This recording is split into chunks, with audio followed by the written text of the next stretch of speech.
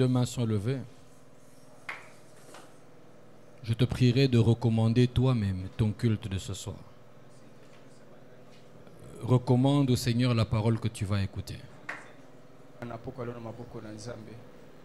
Chacun a un besoin différent. Donc si ton voisin ne prie pas, laisse-le. Chacun cherche Dieu avec un objectif. Si ton voisin n'en a pas un, c'est pas ton problème.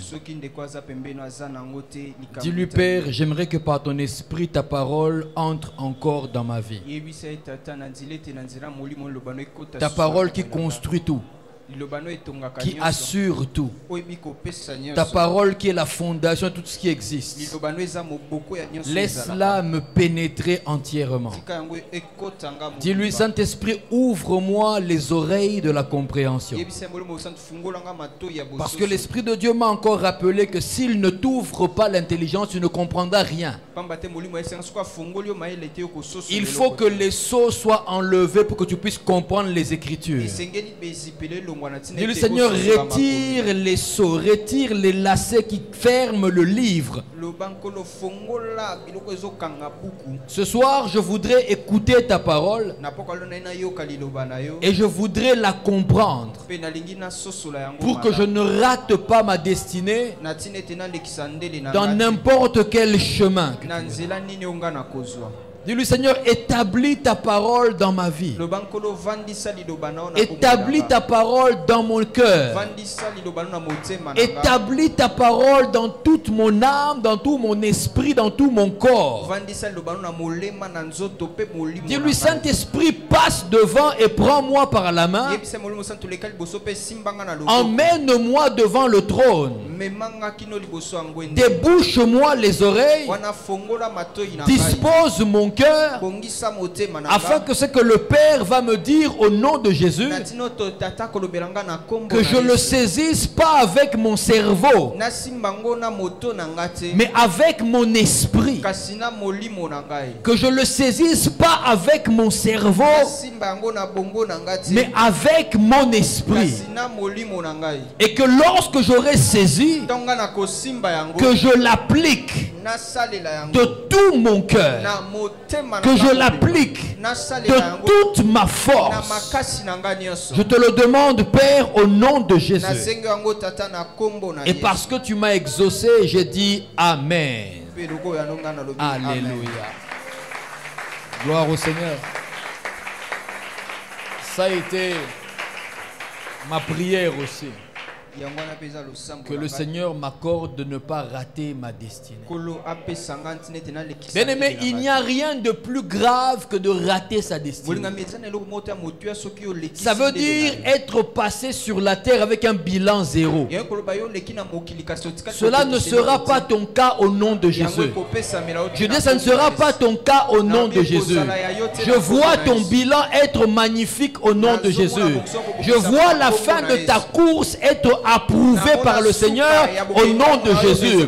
Je vois le Seigneur se lever, être fier de toi à cause de ta destinée sur la terre. Si je parle à quelqu'un, donne-moi un bon amen. Je vois le Seigneur transformer tes voies afin de te permettre de réussir dans ta destinée. Et je vois après toi les hommes acclamer ta mémoire en disant, lorsqu'il était sur la terre, voilà ce qu'il a fait, voilà ce qu'elle a fait. Que l'Éternel t'accorde une destinée remplie, qu'il t'accorde une destinée bénie, qu'il t'accorde une destinée prospère, qu'il t'accorde une destinée qui atteint les objectifs de Dieu. Laisse-moi te parler de... Tu ne rateras pas ta destinée. Pourquoi tu ne la rateras pas justement? Est-ce qu'on peut lire deux textes ensemble? Le premier, son texte habituel, c'est le texte de base depuis 2 mois.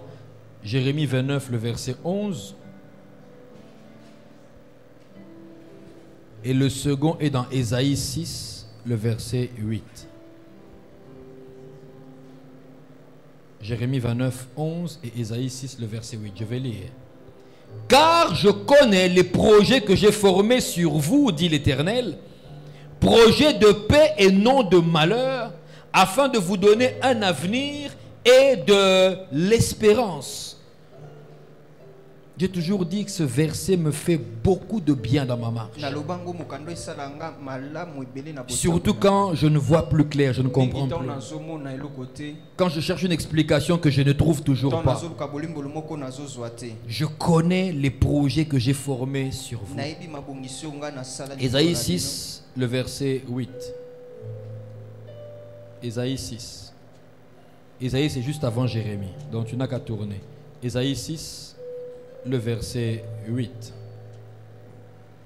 J'entendis la voix du Seigneur disant: qui enverrai-je et qui marchera pour nous? Je répondis: me voici, envoie-moi.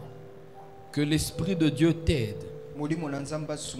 à répondre ainsi à chaque appel de Dieu. Qu'il t'aide à répondre de cette manière-là à chaque appel de Dieu. Alors que tu es en train de prendre ta place au nom de Jésus, tu es en train de saluer ton bien-aimé près de toi. Je salue tous ceux qui se sont connectés et ceux qui sont branchés afin de nous suivre au travers des réseaux sociaux. Que l'Éternel vous bénisse là où vous êtes autant que nous sommes bénis ici. Alléluia. Tu ne rateras pas ta destinée. Est-ce que tu as compris qu'avant de pouvoir ne pas rater la destinée, il faut d'abord commencer par entrer dans sa destinée? Bien-aimé, dis à ton voisin, il y a un début à tout. Dis-lui, il y a un début à tout. Certains aiment se retrouver à l'intérieur sans passer par la porte. Pour parler de je ne raterai pas ma destinée, il faut d'abord commencer par y entrer. Tu dois y être. Tu dois commencer par mettre tes pieds là-dedans. Alléluia. Et tu dois savoir qu'il y a une destinée. Alléluia. Il y en a une. Le projet que Dieu a formé sur chacun. Je te le répète, personne n'est sur terre par hasard.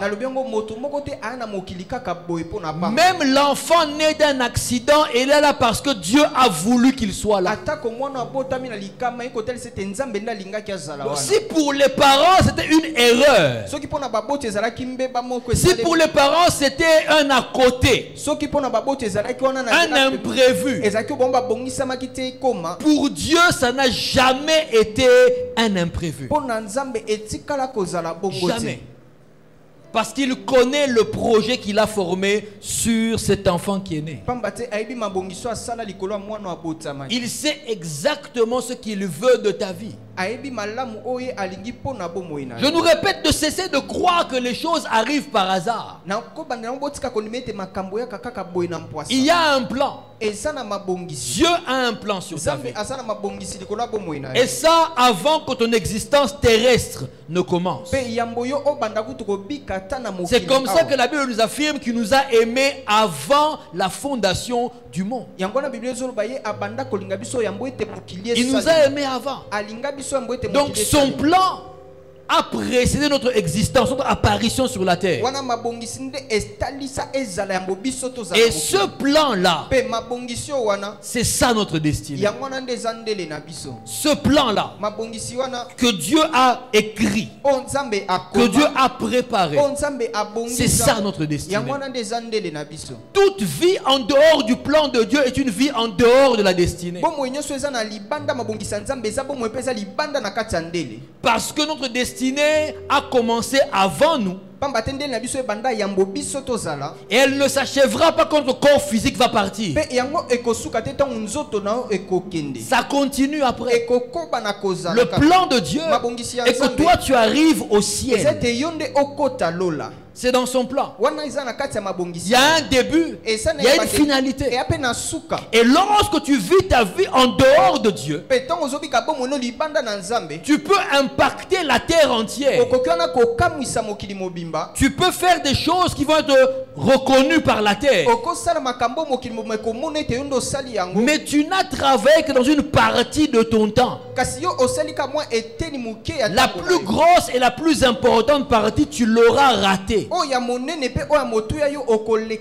Tu seras passé à côté.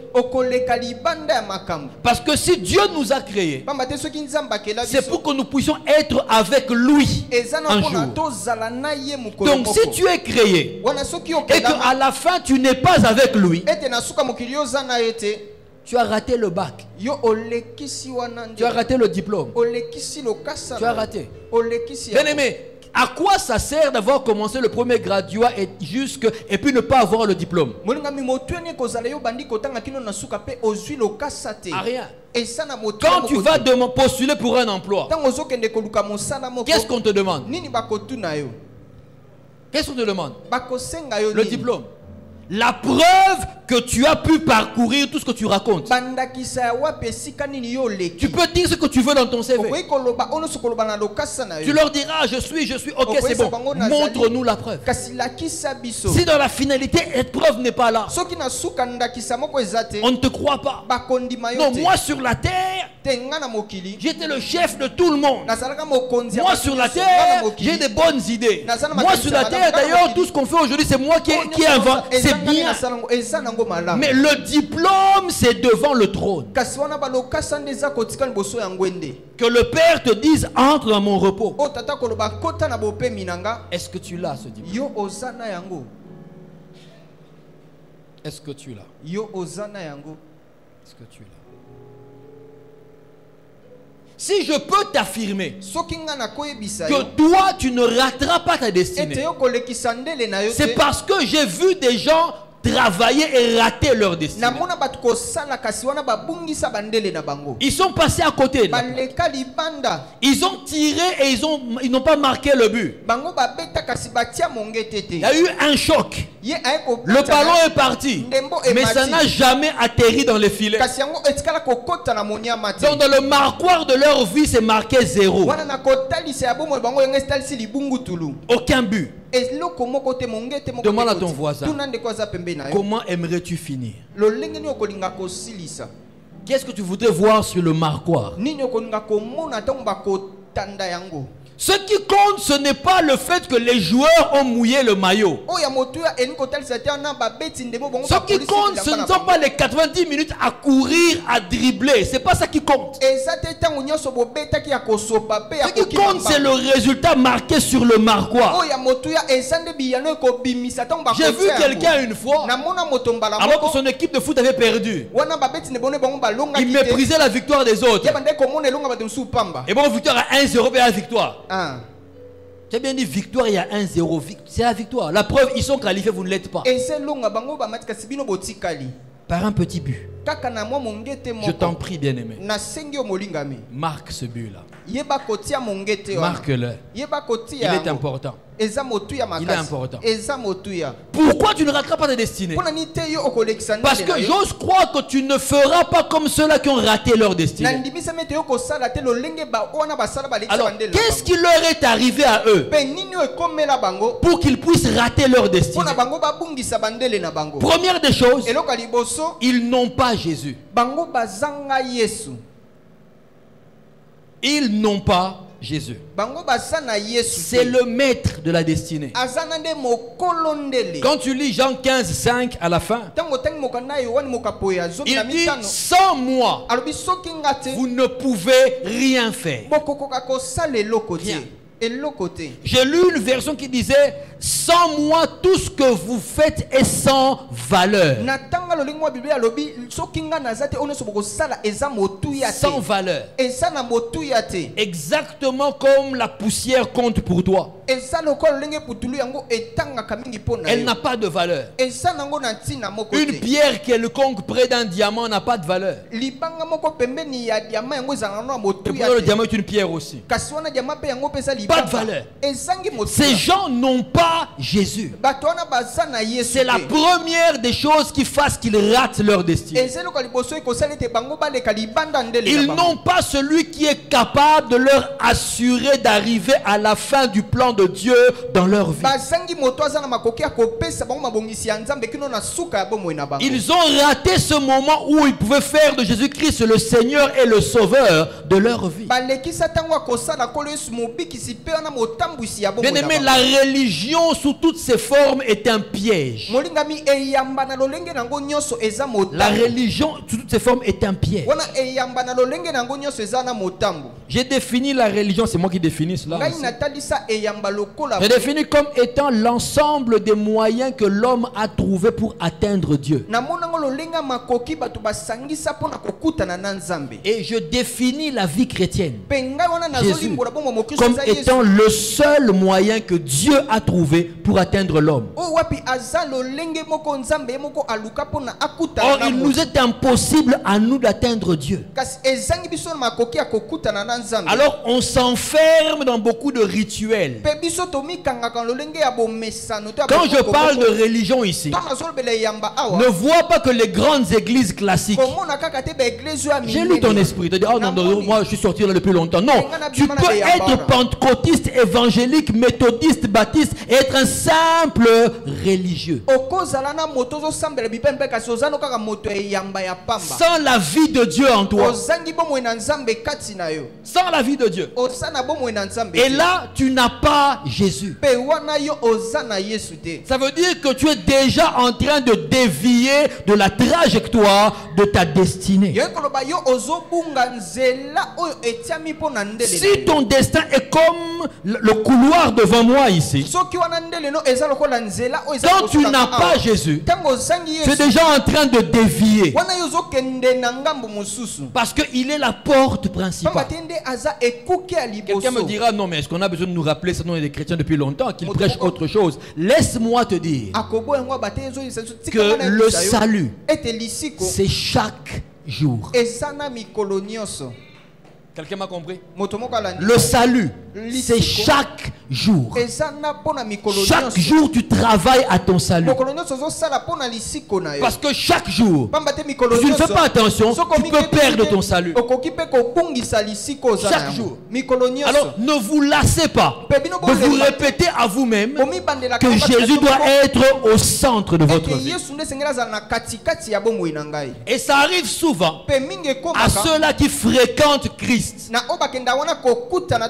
Souvent c'est eux qui ignorent Christ. Judas Iscariote, fils de Simon Iscariote, a marché 3 ans avec Jésus dans le cercle des proches, parmi les 12. Donc si Jésus devait avoir 12 héritiers, Judas était parmi les 12. Mais c'est lui qui a raté sa destinée. C'est lui qui l'a raté. Combien ne ratent pas leur destinée? Parce que Jésus est entré dans leur maison depuis leur naissance. Il est né de papa chrétien au moment chrétien. Il a grandi à l'école du dimanche. Il a fréquenté l'église depuis qu'il est bébé. Et il a grandi comme ça. Et il a commencé à jouer aux instruments. Et puis il a commencé à prêcher comme était son grand-père et son père, pasteur. Mais il n'a pas Jésus dans sa vie. Il rate sa destinée. Que Dieu t'affranchisse. Qu'il te libère de cette saleté-là. Manquer Jésus dans sa vie.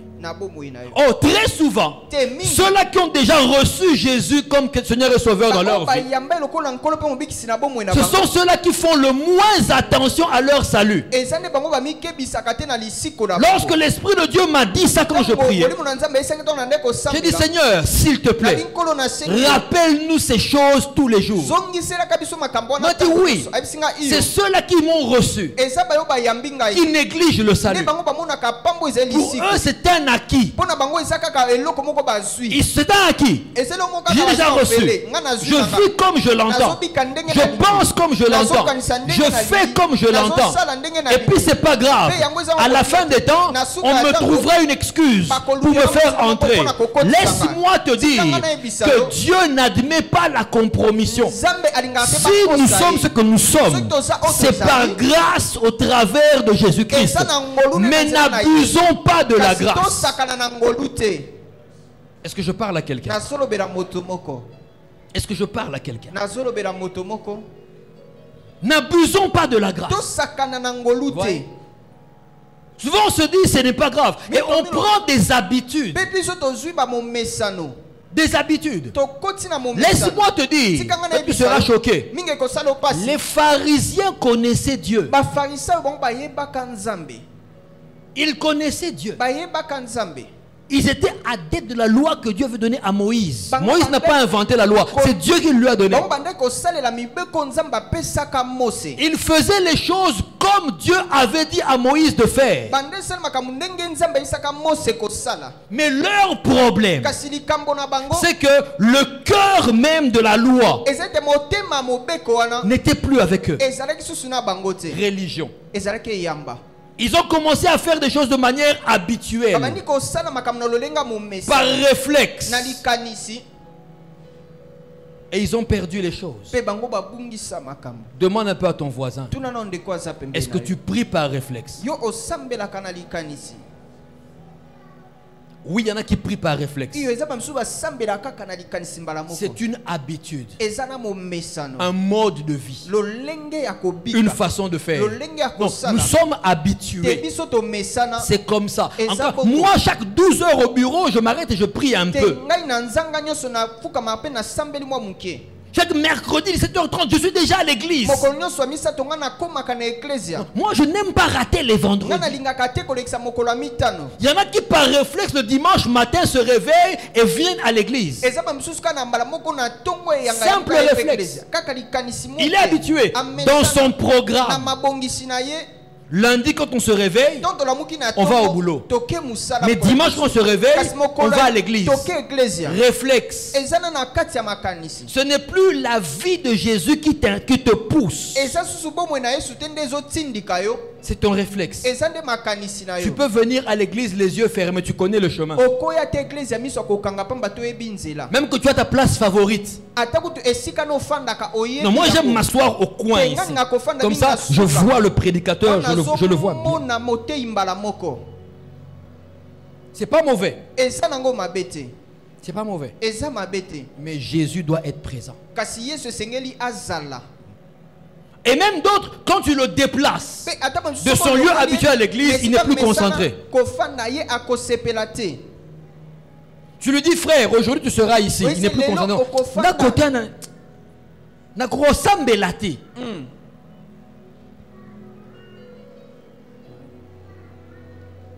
D'autres, tellement Christ n'est plus là, il ne peut pas prier en dehors de sa chambre.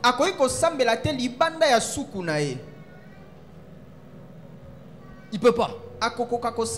Non, il n'est pas concentré.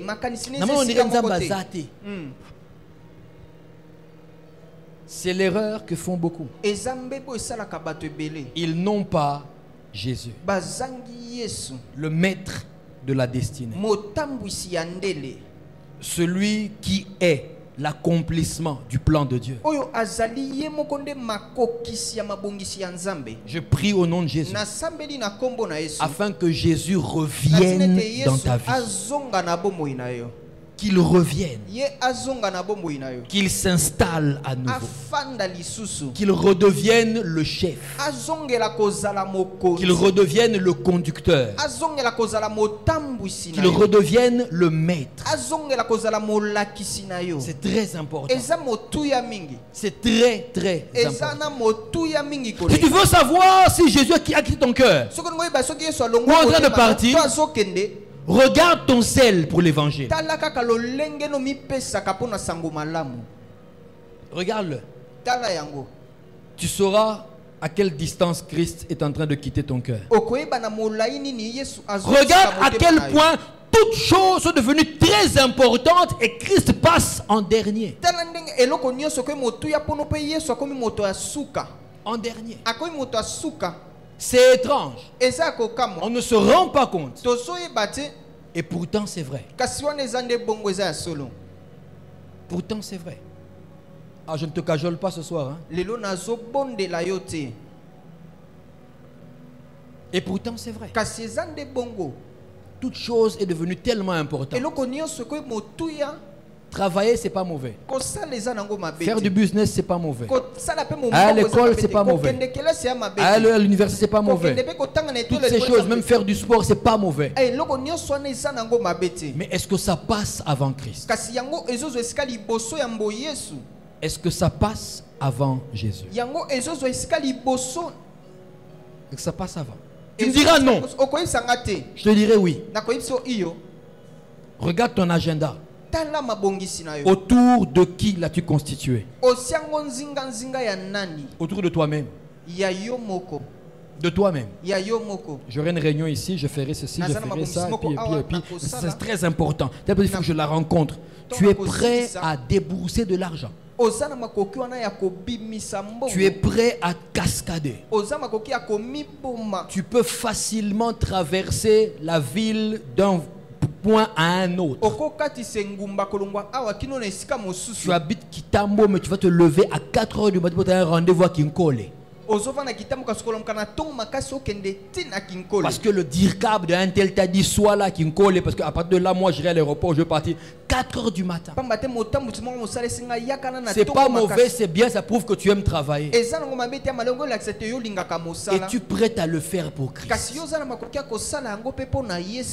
Est-ce que tu es prêt à le faire? Non, non, j'ai pas pu venir à l'église. J'ai fini en retard. Il fallait que j'apprête, que je finisse tel dossier. Quelqu'un m'a dit ça une fois. Il m'a dit non, pasteur, j'ai pas pu venir parce que il fallait que j'apprête des dossiers. Et j'avais déjà prévenu à l'église que je ne serai pas là à cause. Je dis pas de problème. La prochaine fois, maintenant préviens ton patron que tu ne seras pas là à cause de l'église. Je dis non. Faisons la parité des choses.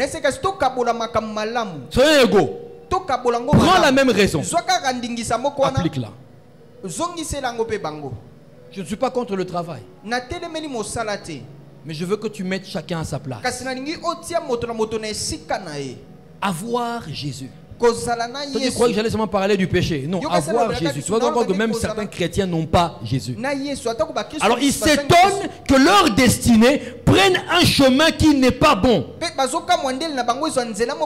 Et ceux-là qui crient Seigneur, où es-tu? Tu m'avais promis. Je ne comprends pas. Mais Seigneur, qu'est-ce qui se passe? Mais est-ce que le Seigneur est Seigneur?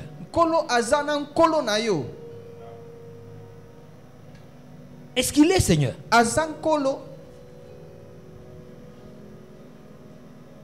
Écoute, appelle-le Jésus, appelle-le Emmanuel. N'appelle pas Seigneur s'il n'est pas Seigneur. Ces gens-là ratent leur destinée parce qu'ils n'ont pas Jésus. Il y en a qui ne l'ont pas parce qu'ils ne sont pas convertis. D'autres ne l'ont pas alors qu'ils sont convertis. Ça, c'est la première chose qui fait que les gens manquent leur destinée. Et c'est très primordial. La seconde chose qui fait que les gens ratent leur destinée, donc tu comprendras que je te donne les choses à ne pas faire, comme ça tu ne rateras pas ta destinée. La deuxième chose qui leur fait eux rater leur destinée, donc que toi tu dois éviter. D'autres, ils ont Jésus, mais pas l'intimité avec lui. J'ai entendu une voix qui me disait: qui enverrai-je? Qui marchera pour nous?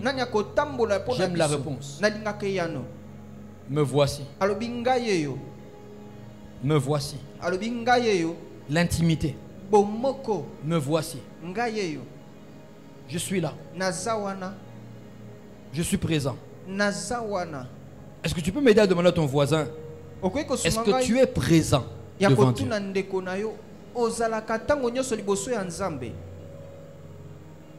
Ici, encore une fois, je ne parle pas de ta présence à l'église.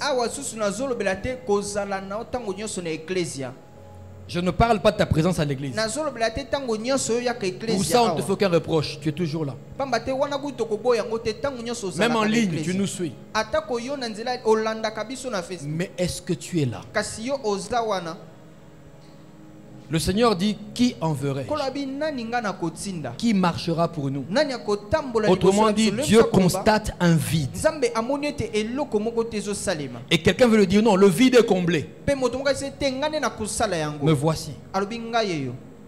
D'autres ont Jésus, mais ils n'ont pas l'intimité avec lui. Bien-aimé, tu vas rater ta destinée quand tu n'as pas d'intimité avec celui qui connaît et contrôle ta destinée. Celui qui a affirmé, je connais les projets que j'ai formés sur vous. C'est moi qui les maîtrise. Si tu veux les voir s'accomplir, reste proche de moi.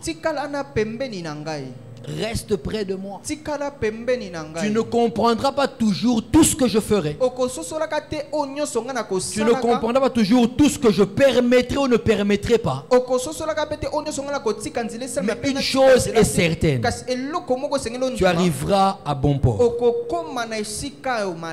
Tu arriveras à bon port. Intime. L'intimité te permet de pouvoir écouter les secrets. Ouais. Ça te permet d'écouter les secrets. Il y a des choses que le ciel dit à haute voix. Il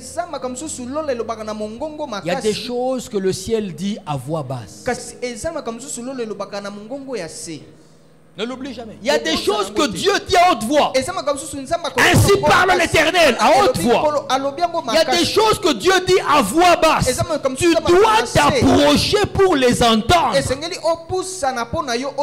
Mais les deux concernent ta destinée. Alors beaucoup écoutent ce que Dieu dit à voix haute. Toi tu seras prophète. Un homme Dieu m'avait dit que je serais prophète. Dans l'assemblée. Frère, viens, on va te oindre. Et puis dans l'assemblée. Mais ce que Dieu dit tout bas, mais qui concerne aussi ta destinée, ça t'a échappé.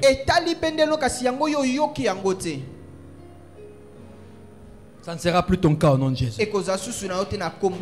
C'est là où tu dis, mais Seigneur, mais tu m'as envoyé, tu m'avais dit de venir ici. Oui. Je vais venir ici. Mais si tu avais entendu ce que j'ai dit tout bas, tu m'aurais entendu dire dans 5 ans. Ça t'as pas entendu? Tu as entendu mon d'accord. Ah, Dieu a dit d'accord. Mais quand tu partais, moi je parlais encore. Je disais dans 5 ans. Donc tu es là 4 ans trop tôt. Un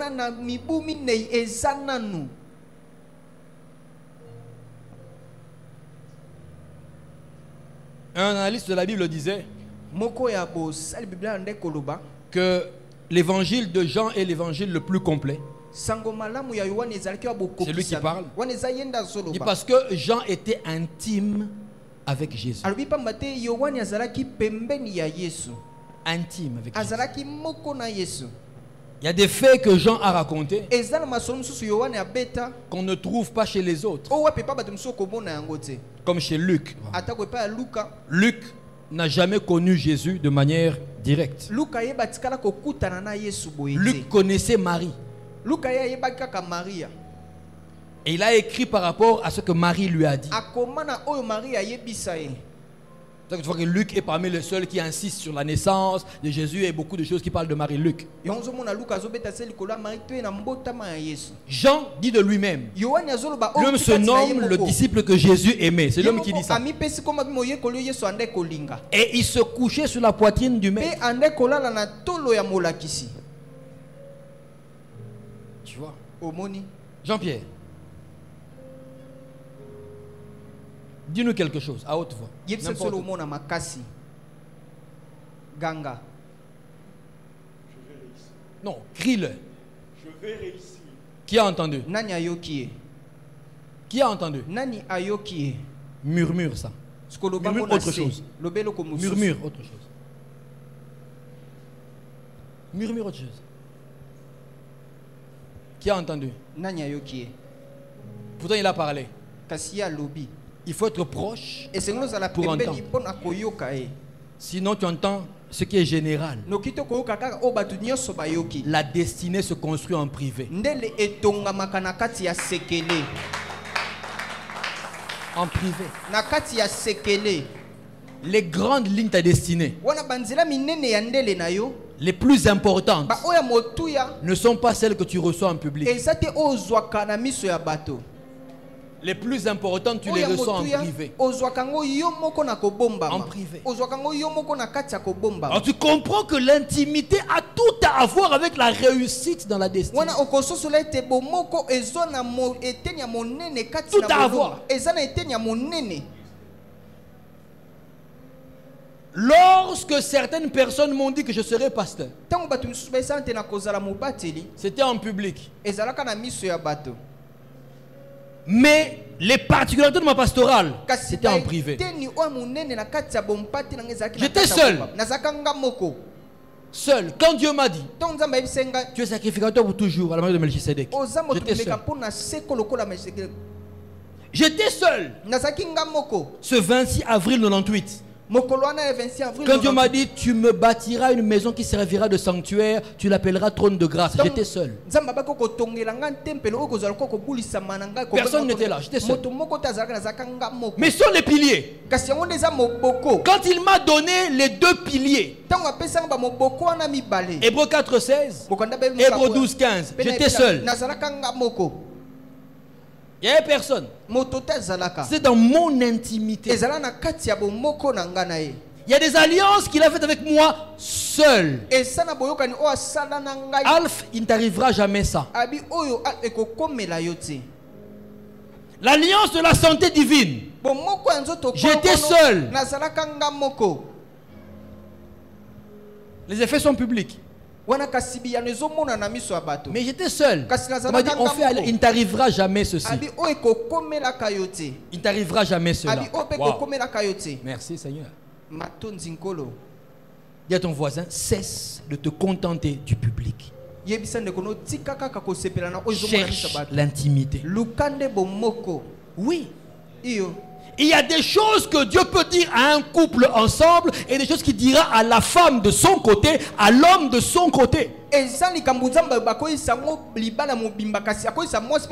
que la femme est aussi son fils. Yamobal. Fils. Oui, les femmes sont fils de Dieu.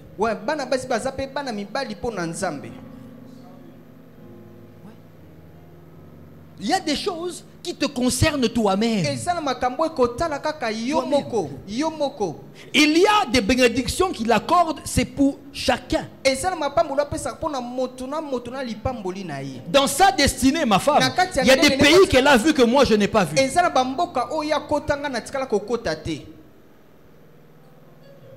C'est ma femme pourtant. Ouais. Mais dans son plan de Dieu pour elle, il avait prévu ça, mais moi, non. Non. Il y a des choses que mes enfants feront, que moi je n'aurais jamais fait. Tu vois, l'intimité, ça va te permettre de savoir. Il y en a qui ont Jésus, mais ils n'ont pas l'intimité. Alors, ils ont Jésus, mais leur vie chrétienne ressemble à tout le monde. Et c'est tellement ennuyeux qu'au bout de 3 ans, ils rétrogradent.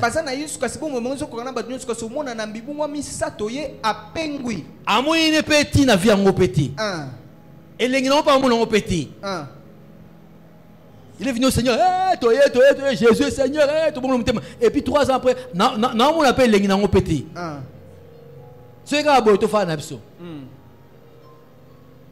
C'est là que la vie chrétienne devient un ensemble de faire et ne pas faire. Sans conviction. Ils ont Jésus, mais ils n'ont pas l'intimité. Là où ils peuvent se coucher sur la poitrine du maître et entendre ce que le maître murmure pour leur destinée. Seigneur, ah bon, c'est ça. Ok. D'accord, ok. Maintenant je sais le secret. Quand tu n'as pas d'intimité, tu passeras ta destinée à admirer la destinée des autres, à envier. C'est la raison pour laquelle certains, quand ils voient par exemple les dons spirituels d'un autre, ils désirent ça. Quand ils ne l'ont pas, ils le fabriquent eux-mêmes.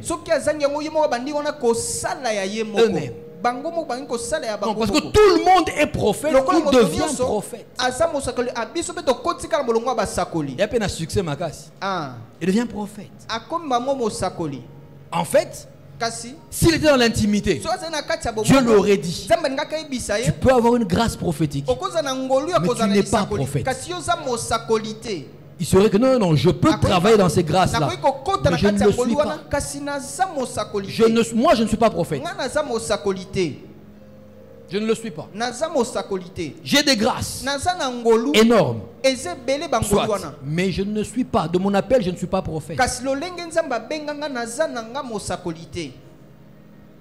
Et je n'irai jamais mesurer à ça. Dans l'intimité, il m'a dit des choses que je sais. Je sais.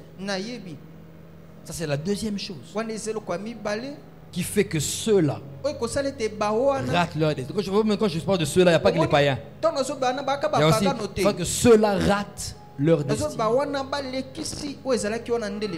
Ils n'ont pas Jésus. D'autres, ils ont Jésus, mais ils n'ont pas l'intimité. La troisième chose est qu'ils ont l'intimité, mais ils n'ont pas l'obéissance. Ils n'ont pas l'obéissance. Il y en a qui sont des grands prieurs.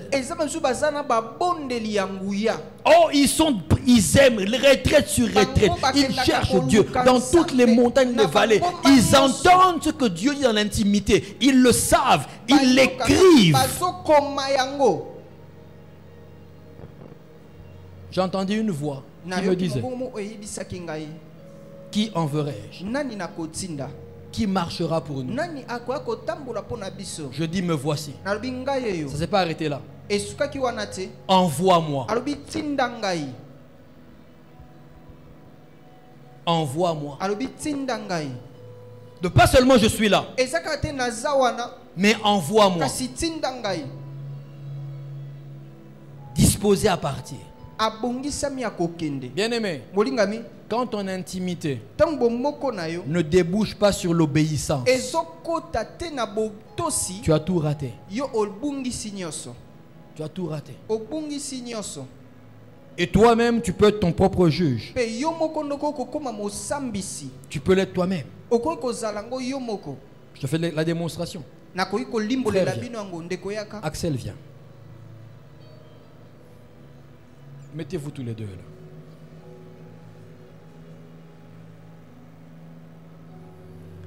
Regardez le peuple.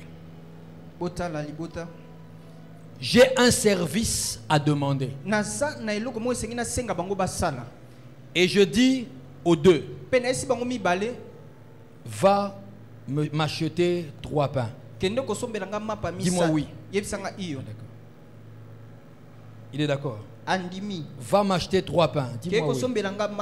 Les deux ont dit oui. Maintenant, lui, il va acheter 3 pains. Lui ne part pas.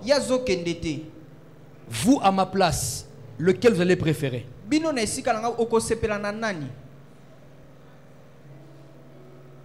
Celui qui a dit oui et qui est parti. Même dans la nature de Christ, c'est comme ça. La Bible dit que Jésus est le oui et l'amen. Pourquoi on met les deux ensemble? Le oui et l'amen. Qu'il en soit ainsi. Que cela se fasse comme ça. Non seulement je dis oui, mais que cela se fasse. Merci, bien-aimé. Maintenant, c'est Christ avec qui tu es supposé être en intimité. Il est oui et amen. Toi, tu n'es que oui.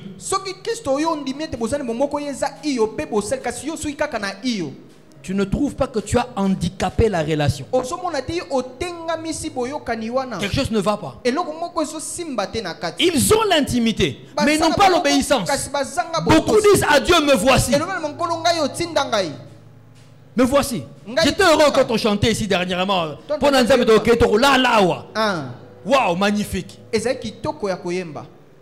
Super. Il fallait voir comment j'étais content. Génial. Le plus drôle, c'est que Christ ne veut pas que là. Il veut que tu partes. Il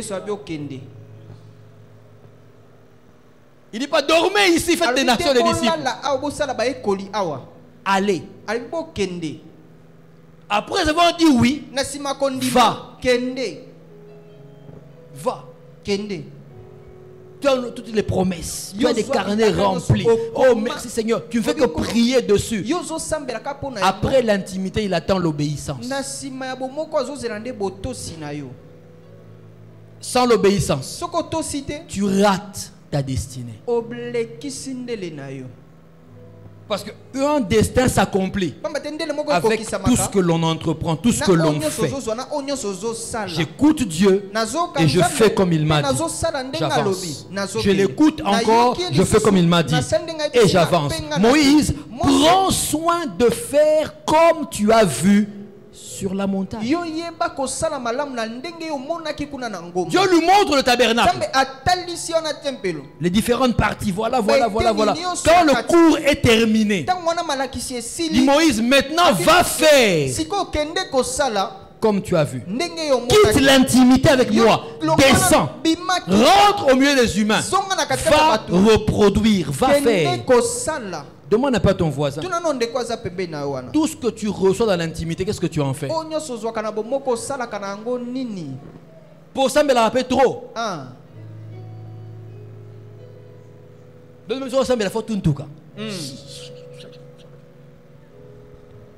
Ok. Qu'est-ce que tu en fais? Souvent, c'est les archives. On entasse. Moi,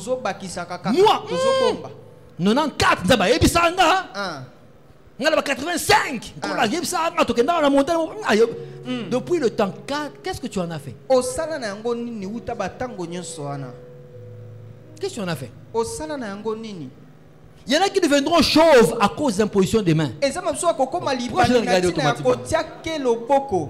Non, c'est pas contre toi. Je l'ai regardé instinctivement, je l'ai regardé.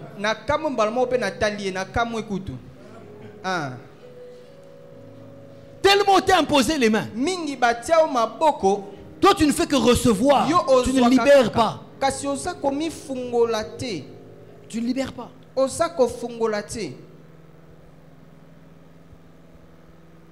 Beaucoup de grandes lignes de ma destinée, je les ai reçues en plein travail pour le Seigneur. Travail pour le Seigneur. Et tu verras ce qu'il va faire. Bosse pour lui. Tu verras ce qu'il va faire. Obéis. Me voici. Envoie-moi. Je veux partir sur le terrain. Si aujourd'hui il y a de moins en moins de chrétiens qui évangélisent, c'est parce qu'ils n'ont pas l'obéissance en eux. Tu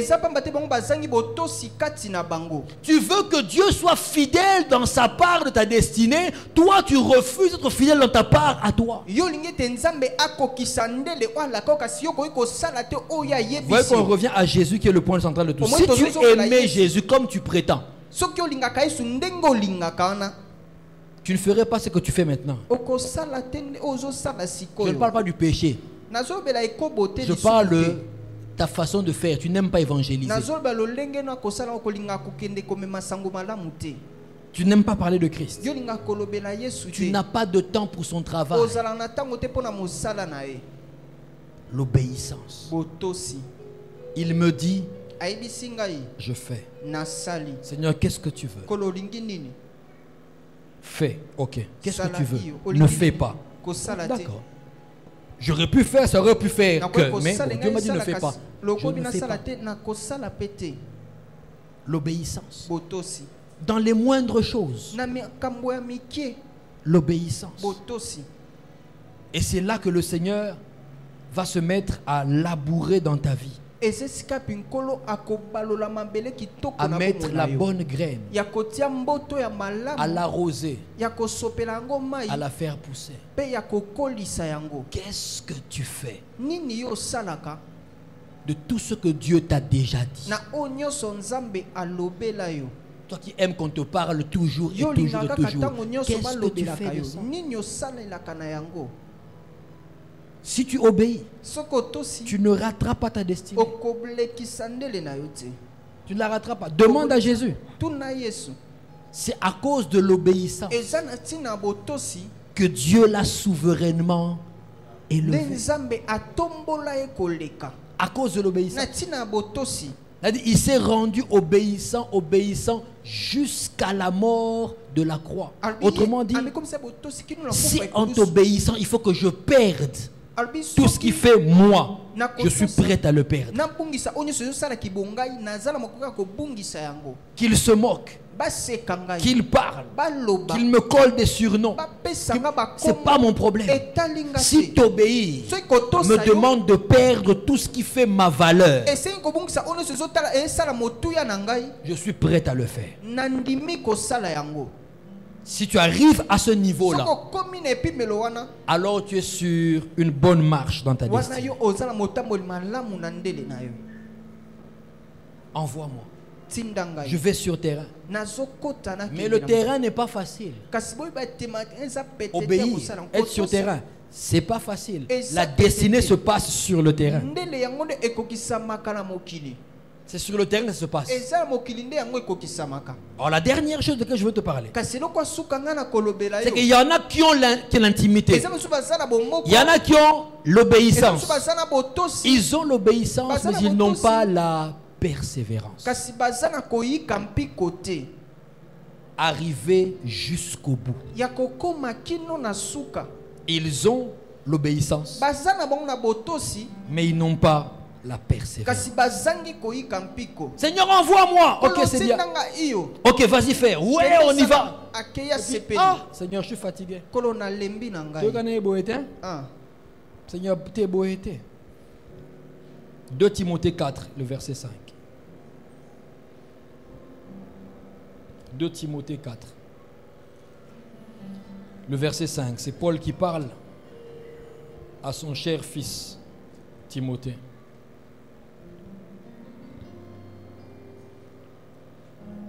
Mais toi, sois sobre en toutes choses. Ce qui nous intéresse, c'est supporte les souffrances.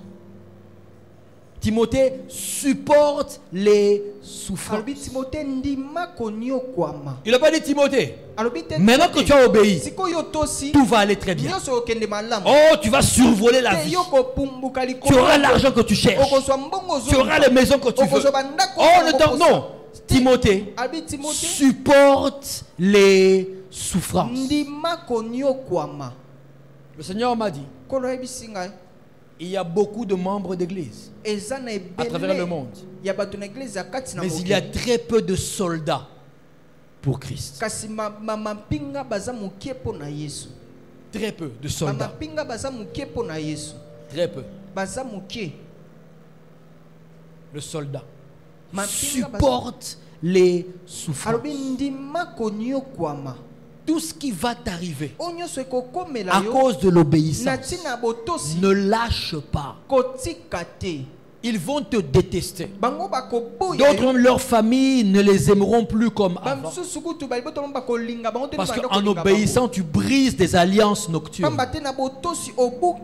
Il y aura des combats, des amis chers qui vont vous quitter. Parce que vous exagérez. Non, c'est votre destinée. C'est la vôtre. C'est la vôtre. Dans tous les domaines. Dieu n'a pas appelé tout le monde à la prédication. Il n'a pas appelé tout le monde à être pasteur ou docteur. Mais chacun a quelque chose que Dieu voudrait qu'il fasse. Et si c'est là ta destinée, supporte les souffrances. Supporte-les. Tu peux être un bon comptable. Mais parce que tu as choisi de craindre Dieu, tu risques de voir les autres se lever contre toi. Faux tête. On sera même prêt à te mettre là où tu ne vas rien avoir. Parce que tu gênes, tu déranges. Ta destinée ne dépend pas de leur vouloir. Ça dépend de la volonté et la capacité de Dieu. La persévérance. Si tu veux ne pas rater ta destinée, sois de ceux-là qui ne s'arrêtent pas en chemin, qui vont jusqu'au bout. Mais je me suis encore rappelé de ce que le pasteur Luta nous a dit ici. Il dit Yesu a nzamba masolo. Ne t'arrête pas. Tinasuka. Jusqu'à la fin. Jusqu'à la fin. On ne s'arrête pas. Pour quelque raison que ce soit. On ne s'arrête pas. Je me rappelle encore de ce matin-là où mon père m'a viré de la maison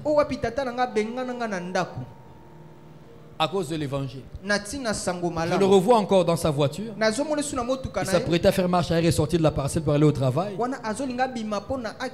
Et il me dit, toi et tes histoires là, comme tu refuses d'écouter, tu prends tes affaires et tu pars. Moi quand je reviens, toi tu n'es plus là. Et je savais que mon père était sérieux. Ma femme l'a connu un peu. Il n'était pas du genre à dire n'importe quoi, n'importe comment. Et puis il est parti. Je suis resté là. Il dit, je n'irai nulle part. Qu'ils viennent, qu'ils prennent mes affaires et qu'ils me mettent dehors. Mais moi, je ne pars pas. Et je n'abandonne pas Christ. Je reste avec Jésus. Je reste là. Je me souviens des amis que j'ai perdus. Oh, ça fait mal d'être isolé. Ça fait mal. Quand j'ai rencontré le Seigneur, j'ai commencé à apporter la parole à tous mes amis, en commençant par ceux qui étaient au collège, sans compter ceux qui étaient à la maison. C'est de là que la plupart d'entre eux, comme pour se moquer, m'ont surnommé Padre. Ça veut dire père, prêtre, en espagnol, Padre. D'ailleurs, jusqu'aujourd'hui, beaucoup m'appellent comme ça encore. Padre. Ce n'était pas pour m'apprécier. C'est pour m'indexer. J'avais le choix. Ou je redeviens comme eux, tout va bien. Ou je reste Padre. Celui qui ne sait même pas que dans la classe on organise une fête. De la classe. Ils vont faire une fête de la classe. J'étais pas au courant. Pourtant j'étais avec eux. Mais on te dit rien. Ni le lieu, ni l'heure, ni l'heure. On te dit rien. Tu apprends seulement lundi que faut te dire samedi. Tobina qui tomela qui wapio. Tu dis mais attends, moi j'étais pas au courant comment. Non non, 4e littéraire, 5e littéraire, 6e littéraire, c'est les fêtes avec les filles du lycée.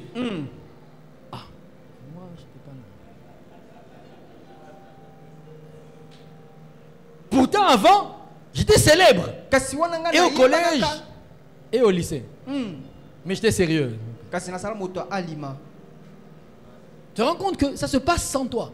Ça pince le cœur. Est-ce qu'il faut que j'arrête ou pas? Supporte les souffrances. Supporte-les. Là où dans la vie, tes amis à l'université, tu te rends compte que bah, qui peut ôter. Tu n'intéresses personne. Donc en fait, on comme ancien boga. Vous avez investi, j'ai passé. Il y a autrefois, mais c'est pas comme les anciens joueurs, bah, ancienne gloire. Au moins les gars là, bah, tu as le gars, bête en léopard.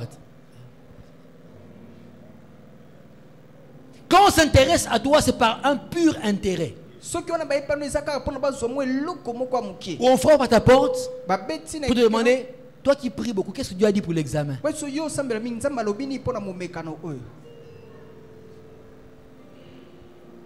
Supporte les souffrances. Je dis, mais Seigneur, ok, c'est bon. Si je suis chrétien, maintenant où est l'argent qui va suivre? Mbiaka. Tu vois, se remémorer, mais avant, je m'en sortais. Maintenant, depuis que Nakoma, qu'est-ce qui se passe? Supporte les souffrances. Mes trajets les plus longs à pied, je les ai faits en tant que chrétien. Elle m'a trouvé là-dedans, elle m'avait rejoint là-dedans. En tant que chrétien, j'ai fait ça. Avant la conversion, 25 paires de chaussures. Je ne parle pas des baskets et des sandales, je parle des chaussures. 25. Après la conversion, Isaac, mon unique, supporte la souffrance. Ce par quoi tu passes maintenant, ce n'est pas éternel. Ce n'est qu'un chemin de destinée. Supporte la souffrance. Ne t'arrête pas. Persévère, tu ne rateras pas ta destinée. Arrête-toi, tu vas la rater. Tu vas la rater. 4 petites choses que eux ils ne font pas, ils n'ont pas, et ça leur fait rater leur destinée. Donc toi tu sais ce qu'il faut faire et avoir. Pour conclure, je ne raterai pas ma destinée. Est-ce que tu veux prier avec moi?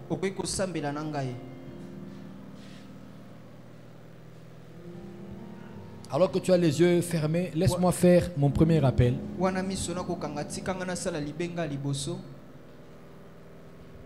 Quand ce que je dis, c'est ce pourquoi, l'appel pour lequel je prêche la parole de Dieu.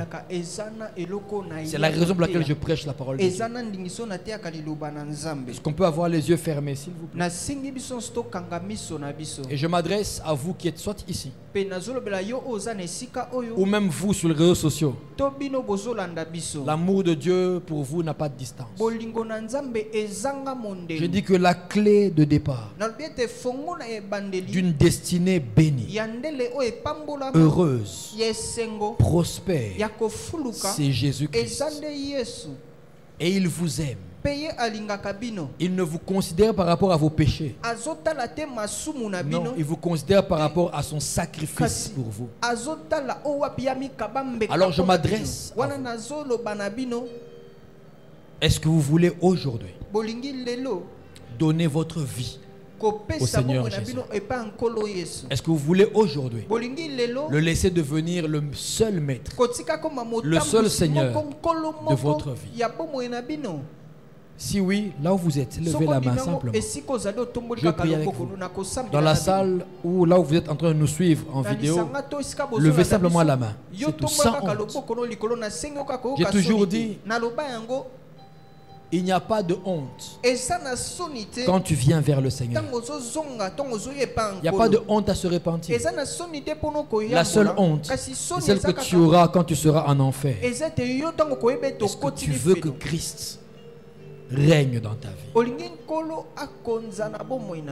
levez vos mains là où vous êtes, priez avec moi. Nous allons répéter, dites-le avec votre cœur. Si ces paroles en les répétant ne sont pas sincères, vous n'avez rien fait. Répétez avec moi. Père, Au nom de Jésus, je m'approche de toi parce que j'ai entendu ta voix. Seigneur Jésus, je te reçois aujourd'hui comme mon seul Seigneur et mon seul Sauveur. Je demande pardon pour tous mes péchés. Par ton sang, lave-moi. Maintenant, je suis sauvé. Je suis justifié. Et ma destinée a à nouveau de la valeur à tes yeux. Seigneur, aide-moi à rester dans ma destinée entre tes mains. Merci Seigneur. Au nom de Jésus, tu peux dire Amen. En ayant dit Amen maintenant, tu es devenu un véritable chrétien. Quel que soit ce que tu as fait, il t'a pardonné. Il t'a pardonné. Maintenant tu peux prier avec l'assemblée.